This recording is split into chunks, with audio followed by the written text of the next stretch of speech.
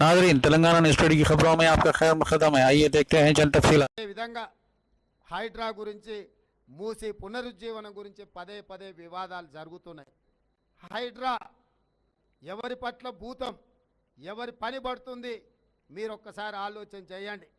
చెరువులను ఆక్రమించుకునేవాడు, కుంటలను ఆక్రమించుకునేవాడు, నాలాలను కబ్జాలు పెట్టేవాళ్ళు, ప్రభుత్వ భూములను ఆక్రమించుకొని అన్యాయంగా ఏడంతస్తుల మేడలు కట్టుకునే వాళ్ళ పట్ల హైడ్రా అంకుశం అవుతుంది.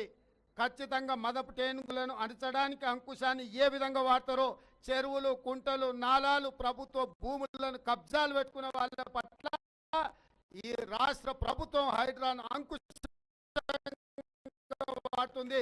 మీ అందరి సంగతి తేల్చడానికే హైడ్రా వచ్చింది. ఇవాళ హైడ్రాను చూసి ఎవడు భయపడుతుండే?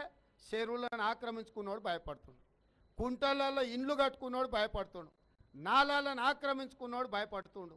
ఇవాళ ప్రభుత్వ భూములను అమ్ముకొని ధరణి పేరు మీద ఎవడైతే లక్షల కోట్లకు చేరుకున్నారో వాళ్ళు భయపడుతుండ్రు తప్ప బాజాబ్తా సొంతంగా ఆస్తులున్న వాళ్ళు, అనుమతులున్న వాళ్ళు ఎవ్వరు భయపడాల్సిన అవసరం లేదు. అనుమతులున్న వాళ్ళను ఏ విధంగా కాపాడాలో ఈ ప్రభుత్వానికి తెలుస్తుంది. ఈ ప్రభుత్వానికి తెలుసు. ఎవరికైనా ప్రభుత్వం ఇచ్చిన అనుమతులు ఉంటే బాజాబ్తా అధికారులకు వచ్చి చూపించండి. ఆ అనుమతులున్న ఆస్తులకు ఎలాంటి ఇబ్బంది లేదు. నేను రాష్ట్ర ముఖ్యమంత్రిగా హామీ ఇస్తున్నా. కొంతమంది తెలంగాణ రాష్ట్ర అభివృద్ధిని అడ్డుకోవాలని, రియల్ ఎస్టేట్ను దెబ్బతీయాలని ఉన్నవి లేనివి చిలువలు పలువలు చేసి సోషల్ మీడియాలో పెట్టి వాట్సాప్ యూనివర్సిటీలలో ప్రచారాలు చేసి తెలంగాణ రాష్ట్రం యొక్క ఆర్థిక మూలాలను దెబ్బతీయాలని ఆర్థిక ఉగ్రవాదులు ప్రయత్నం చేస్తున్నారు. వాళ్ళందరి భరతం పడుతుంది మా ప్రభుత్వం. అనుమతున్న ఏ రియల్ ఎస్టేట్ సంస్థలు ఎవరు భయపడాల్సిన పని లేదు.